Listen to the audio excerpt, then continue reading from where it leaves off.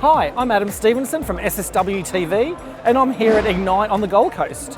And I'm here with Mr. Xamarin Australia, Michael Ridland. Hi, Michael. How are you? I'm great. Welcome to the show. Well, thanks for having me. Hey, I know you're doing a couple of sessions on Xamarin here at Ignite this year. What kind of things are you covering? So primarily Xamarin Forms, so I'll be talking about what's new in Xamarin Forms, Yep. which is a lot of new things plus some performance features, and also Xamarin Forms performance and building beautiful apps with Xamarin Forms. Cool, so lots of Xamarin Forms stuff, but I know there's a couple of flavours of Xamarin. There's Xamarin iOS and Xamarin Android and Yes. Xamarin Forms. What's the difference between them?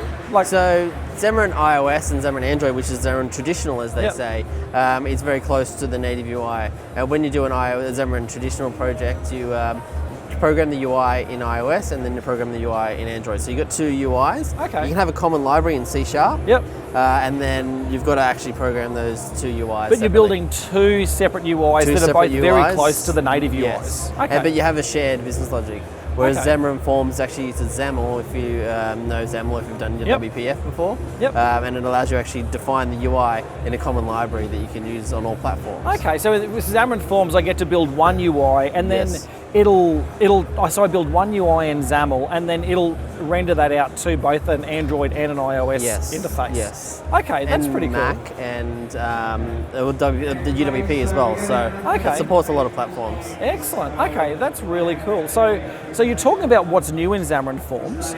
Like, what's the big hits? So what are the top couple of things that you're going to be talking about in your session? So we talk about how many bugs are fixed. Oh, really? So Xamarin Forms, when it first came out, a lot of people had complaints about it. They didn't really like it. It was Yep. quite problematic. But they've actually gone through and they've fixed over 1,800 bugs. 1,800 bugs. Yes, 1,800 bugs. Okay, that's pretty good. Yeah, and with all the performance features they've done over the past 18 months, it's about 5 to 10 times faster. Wow, that's amazing. So if you know, one of the things I do explain that is you have to do it the right way. Yep. It's not very forgiving. If you write it very poorly, then Yep. you're actually going to see those issues. But if you write it in the right way, there's no reason why you'll have any performance issues with the Xamarin Forms application. Okay, so I know you build a lot of different Xamarin apps. Yeah.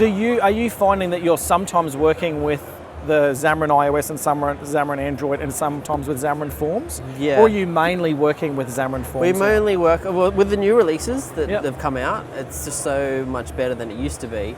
We can primarily use it for most applications. Wow. Because, like I said, the performance is 10 times faster than it used Well, to be. that's great. And Yeah. but you've got to follow some guidelines and best practices Yes. to get those Yes. to get the good performance. So they're all documented on the Xamarin website. Obviously, Okay. I did a lot of that stuff in the session today. So if you do go and have a look at the Ignite sessions, then you can see that.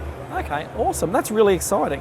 So, if I wanted to start getting into Xamarin today, what's the best way for me to start learning the right ways to go and build Xamarin applications? I mean, the Xamarin documentation is amazing. So if you follow the rules and the guidelines there, you'll really have a lot better time than actually just going and trying to do it yourself.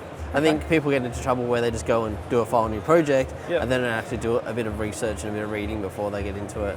Okay. One of the things I found because I've done a little bit of Xamarin, Yeah. and one of the things that I found that it was a big leap to go from building web applications to building Xamarin applications, because you're dealing with things like a lot more with storing data locally and data synchronization, and beyond actually building the user experience, there's a lot of extra complexity about building applications to run on multiple devices. Yes. What does Xamarin do to kind of make that Yeah. kind of story easy? So there's two things. Xamarin Forms, obviously, you got that cross-platform UI. So if you change it in one, or in the XAML, it'll change on all your different platforms. Yep. But they also have like a component library where you can easily, they're all different individual ones, but you can just download them from NuGet. And if you want to add like a fingerprint touch, you just download it from NuGet and you have a cross-platform fingerprint. Wow. Or if you want to do location, you just download it from NuGet and you've got cross-platform location. And it works in Xamarin Forms in a portable class library. Awesome.